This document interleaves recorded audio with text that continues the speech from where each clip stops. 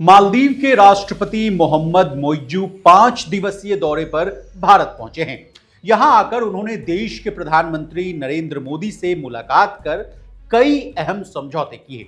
अब चीख चीख कर इंडिया आउट का नारा देने वाले मोइज्जू को क्यों भारत आना पड़ा? आंख दिखाने वाले मोइज्जू रिश्तों को क्यों मजबूत करने लगे? क्या भारत के हाथों में अब होगी मालदीव की इकॉनमी? पड़ोसी मुल्क चीन का क्या होगा? इसके अलावा भारत मालदीव के रिश्तों के बीच उठा पटक को विस्तार से आसान भाषा में समझाने की कोशिश करेंगे आज के इस डिटेल रिपोर्ट में। नमस्कार, आप देख रहे हैं लोकमत हिंदी और मैं हूं आपके साथ विशाल शर्मा। सबसे पहले मालदीव और भारत के बीच ऐसे कौन कौन से समझौते हुए जिससे माना जा रहा है कि दोनों देशों के बीच रिश्तों में सुधार देखने को मिलेगा। इससे कहानी की शुरुआत करते हैं। भारत मालदीव को 70 सामाजिक आवास देगा। इसका निर्माण एक्सिम बैंक की खरीदार कर्ज सुविधा के तहत किया जाएगा।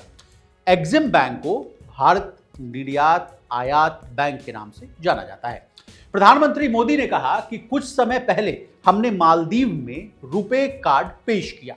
आने वाले समय में हम भारत और मालदीव को यूपीआई यानी कि जिसको आप यूनिफाइड पेमेंट इंटरफेस के नाम से जानते हैं, उससे जोड़ने की दिशा में भी काम करेंगे। इसके अलावा प्रधानमंत्री ने मालदीव को 40 करोड़ डॉलर यानी ये रकम करीब 3000 करोड़ रुपए की बैठती है, उससे सहायता करने की घोषणा की है। दोनों पक्षों ने 3000 करोड़ रुपए से अधिक की मुद्रा अदली बदली यानी जिसको कि आप करेंसी स्वैप के नाम से जानते हैं, उस समझौते पर हस्ताक्षर किया है। इस कदम से मालदीव को वित्तीय चुनौतियों से निपटने में मदद मिलेगी। दोनों नेताओं ने स्वीकार किया कि ये द्विपक्षीय संबंधों को व्यापक आर्थिक और समुद्री सुरक्षा भागीदारी में बदलने को लेकर सहयोग की एक नई रूपरेखा तैयार करने का उपयुक्त समय है, यानी परफेक्ट टाइम।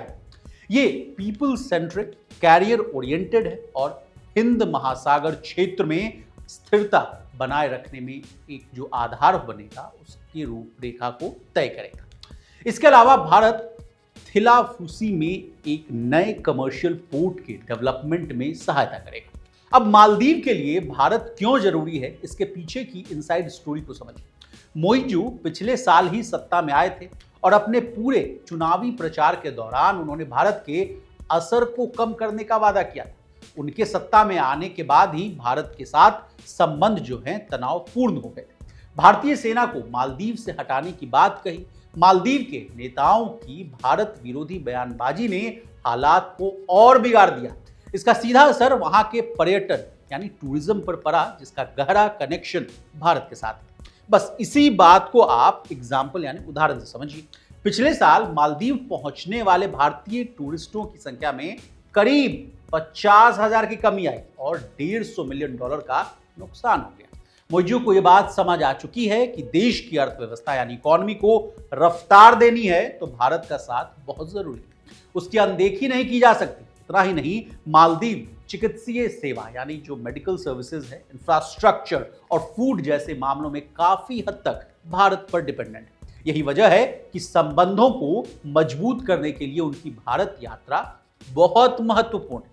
अब सबसे मजेदार बात समझिए, इंडिया आउट का परचम बुलंद करने वाले मोइज्जू भारत से संबंध सुधारने के लिए क्या क्या जतन यानी प्रयास कर रहे हैं, ये समझिए। देखिए, जिस दिन राष्ट्रपति मोइज्जू की भारत यात्रा की घोषणा हुई उसी दिन उनके 2 सस्पेंडेड मंत्रियों यानी मालशा शरीफ और मरियम, जिन्हें जनवरी में पीएम मोदी के खिलाफ अपमानजनक टिप्पणियों के लिए निलंबित कर दिया गया था, उनको व्यक्तिगत कारणों का हवाला देते हुए सरकार से इस्तीफा दे दिया गया है। और अब दिल्ली में मोहम्मद मोइज्जू ने भारतीय पर्यटकों को मालदीव आने का न्योता दिया है, जो उनकी सोच में आया नीतिगत बदलाव दर्शाता है। क्योंकि द्वीप देश आर्थिक संकट में फंसा हुआ है और क्रेडिट रेटिंग एजेंसी मूडीज ने देश के कर्ज चुकाने में चूक की वजह से डिफॉल्ट करने की आशंका भी जता दी। अब जाते जाते भारत और मालदीव के बीच कैसे शुरू हुआ था तनाव, इस कहानी को भी जानिए। प्रधानमंत्री मोदी के लक्षद्वीप दौरे के बाद मालदीव की सरकार के 3 मंत्रियों ने पीएम मोदी के इस दौरे की कुछ तस्वीरों पर आपत्तिजनक टिप्पणियां कर दी थी। इसके बाद से ही दोनों देशों के बीच राजनयिक विवाद गहराया। मामले पर विवाद बढ़ने के बाद इन तीनों मंत्रियों को सस्पेंड कर दिया गया था। दोनों देशों के इस तनाव के बीच मालदीव के राष्ट्रपति मोइजू चीन के 5 दिवसीय राजकीय दौरे पर चले गए थे। इस दौरे से लौटने के बाद मोइजू लगातार भारत पर निशाना साधते हुए नजर आ रहे थे। मोइजू ने मालदीव लौटते ही दो टूक कहा था कि हमें बुली करने का लाइसेंस किसी के पास नहीं है। उन्होंने कहा था कि हम भले ही छोटा देश हो सकते हैं, लेकिन इससे किसी को भी हमें बुली करने का लाइसेंस नहीं मिलता है। हालांकि मोइजू ने प्रत्यक्ष तौर पर किसी का भी नाम लेना उचित नहीं समझा था, यानी उसके खिलाफ बयान नहीं दिया था, लेकिन माना तो यही जा रहा था कि उनका निशाना जो है भारत की तरफ है। इसके बाद मोइजू ने भारत से 15 मार्च से पहले मालदीव से अपने सैनिकों को हटाने की बात भी कही थी। बता दें, चीन समर्थक माने जाने वाले मोइजू ने 5 दिन के अपने चीनी दौरे के दौरान राष्ट्रपति शी जिनपिंग से मुलाकात भी की थी। उनका यह दौरा ऐसे समय पर हुआ था जब प्रधानमंत्री नरेंद्र मोदी के खिलाफ आपत्तिजनक टिप्पणियां करने वाले मालदीव सरकार के 3 मंत्रियों को सस्पेंड किया गया। अब कहानी कुछ और है, यानी सीधे उलट रही है।